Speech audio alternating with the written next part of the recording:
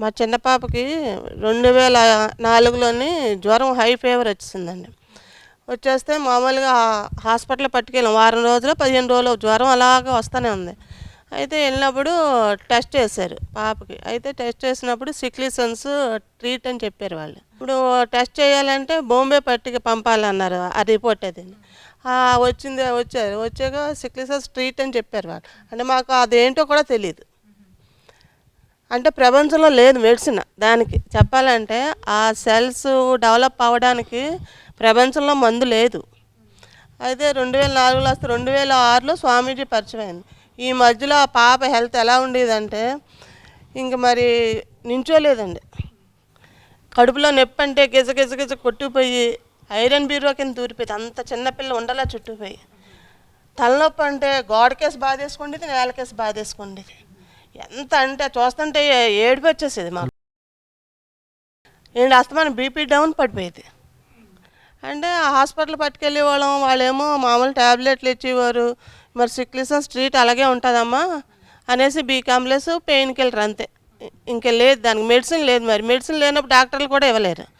ఇంకా ఎలాగంటే ఆ పిల్లని చూస్తుంటే మాకు ఏంటి ఇది చూస్తే ఆడపిల్ల ఎలాగ పెరుగుతుంది. ఇంకెలాగంటే మీరు నమ్మరు ఎలా కొట్టుకునేదంటే ఆ చిన్నపిల్ల 7 సంవత్సరాల పిల్ల నేలకేసి బాధేసుకునేది బుర్రనండి.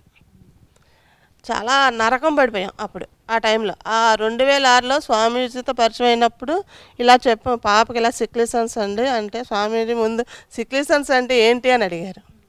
సిక్లీసెన్స్ అంటే మనకి బ్లడ్ ఇలాగ రౌండ్గా ఉంటుంది మనకి.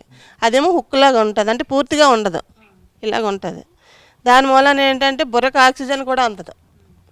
ఇప్పుడు మన పక్కన ఎవరైనా దగ్గు వచ్చినా తుమ్మిదిన వెంటనే వచ్చేస్తానికి అలాంటి పిల్లని స్వామీజీ ఈ రోజుని ప్రపంచంలో ఎవరు ఏ డాక్టరు చేయలేని మందు స్వామీజీ శక్తిపాతంతో విభూతితోటి ఆ పాప ఈరోజు ఎంబీఏ ఫైనాన్స్ చేస్తుంది. అది కూడా చదువుతుందని మేము అనుకోలే. అసలు ఆ పిల్ల తన కాళ్ళ మీద తను నిలబడి చదువుతుందా.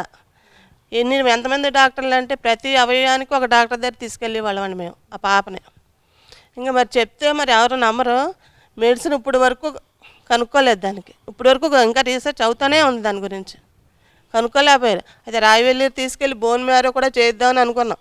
అటువంటి పరిస్థితుల్లో ఉన్న పిల్లని స్వామీజీ ఈ రోజుని మామూలు మనలాగే తయారు చేసి అంటే అలాగా తన శిష్యురాలని పట్టుకొని నిలబెట్టారు స్వామీజీ.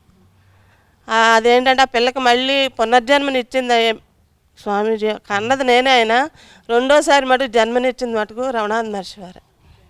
అంటే మీ పాపకి ఇందాక 7 సంవత్సరాల వయసులో అటువంటి వ్యాధి వచ్చిందని చెప్పారు కదా! మరి ఇప్పుడు వరకు మళ్ళీ ఆ వ్యాధి తిరిగి రాలేదంటారా? రాలేదండి, తగ్గిపోయింది. అంటే కేవలం సిద్ధగురు శ్రీ రమణానంద మహర్షి వారి శక్తిపాతం ద్వారా అలాగే విభూతి ద్వారానే ఇంత మహిమ చూపిందంటారా? పాప స్కూల్కి వెళ్తుంటే ఇంకా మెడిసిన్ ఏం లేదండి. ఒక బాటిల్లో విభూది వేసేసి ఇచ్చేసేదాన్ని. తను వెళ్ళి ఆ బాటిలే నీళ్ళ తాగేసి మళ్ళీ ఇంటికి వచ్చేది. అంటే సేఫ్గా వచ్చేసేది. ఆ విభూది నీళ్ళతోటి తనకి శక్తి వచ్చేసేది, కళ్ళు చీకట్లు అయ్యి కాదు. అంటే ప్రపంచంలో లేని మెడిసిన్ కూడా స్వామీజీ శక్తిపాతంతో ఆ విభూతితోటే ఆ పాప ఇప్పటివరకు వచ్చింది. అలాగా పిల్లని కాపాడుతూ స్వామీజీ అన్నారు ఒకసారి, అదండి నా వల్ల అది అలా ఉన్నది అని అన్నారు స్వామీజీ. అంటే మహర్షి వారి ఊదియే తనకు రోగ నివారణలాగా పనిచేస్తుందంటారా? ఒక డాక్టర్లా స్వామీజీ అయితే మెడిసిన్ అయితే విభూదండి.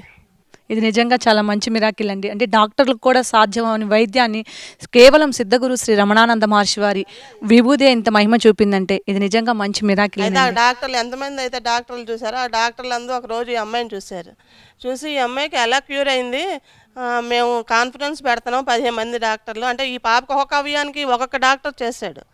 అంటే వాళ్ళు ఎవరు ఏం చేయలేకపోయారు. కానీ వాళ్ళు అనుకుంటున్నారు మా మెడిసిన్ వల్లనే తగ్గిపోయిందని వాళ్ళు అనుకుంటున్నారు. అంటే ఏం మెడిసిన్ ఇచ్చారు వాళ్ళు? ఏమన్నా నొప్పి అంటే పెయిన్ కిల్లర్ వేస్తారు, ఏమన్నా బలగానికి బీ కాంప్లెక్స్ ఇస్తారు, అంతే.